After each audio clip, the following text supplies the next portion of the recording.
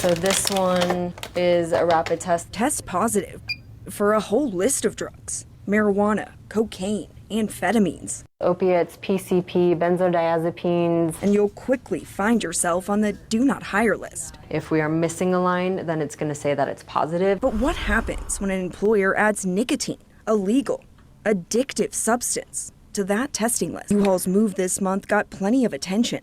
The company says it's an effort to empower a healthy workforce. But nicotine-free hiring policies aren't new. Hi, welcome aboard. Alaska Airlines touts one of the oldest. At Alaska Airlines, our people go out of their way to show you they're only human. Since the 1980s, the airline has refused to hire smokers, arguing flying in smoke breaks don't jive. These policies are even more common among high-profile hospitals, like the Cleveland Clinic. If you're a doctor and smoke, we don't hire you. Highly protective of their healthy image. We think that smoking is the #1 preventable cause of cancer. But critics question if it's fair or legal to discriminate against nicotine users. It's a major consideration for employers. Which brings us to our workplace expert.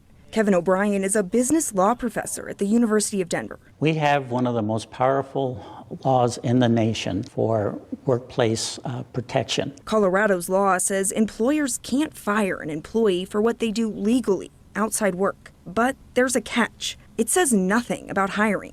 You can be discriminated for legal activities outside of work before you're hired.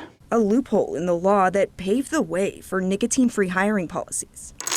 O'Brien argues it could have a domino effect. And what's to stop employers from discriminating against candidates who are obese or addicted to caffeine? It is a slippery slope, and alcohol is a great example.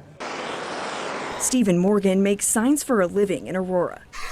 He knows firsthand the power of nicotine. Quitting smoking is probably, in my mind, the hardest thing I ever did. Morgan's been smoke-free for 2 years now, but as a manager with plenty of nicotine users. Smoke cigarettes, or they smoke a Juul, or they do both. He thinks smokers or vapors should be able to do whatever they want on their own time. I'd love for my guys to quit smoking and feel better, but I'm not going to tell them they can't smoke because that's their choice. Back to Concentra Labs, that Colorado company doing the drug testing. No matter how many drugs they're testing for. Samantha Sleeper runs operations at this Denver clinic. She says, so far, few companies are asking for nicotine testing. There's been one in about a year.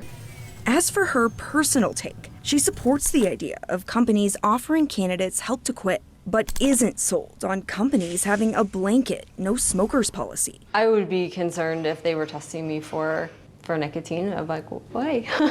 If I smoked. The why comes down to the rising cost of employer-provided health insurance.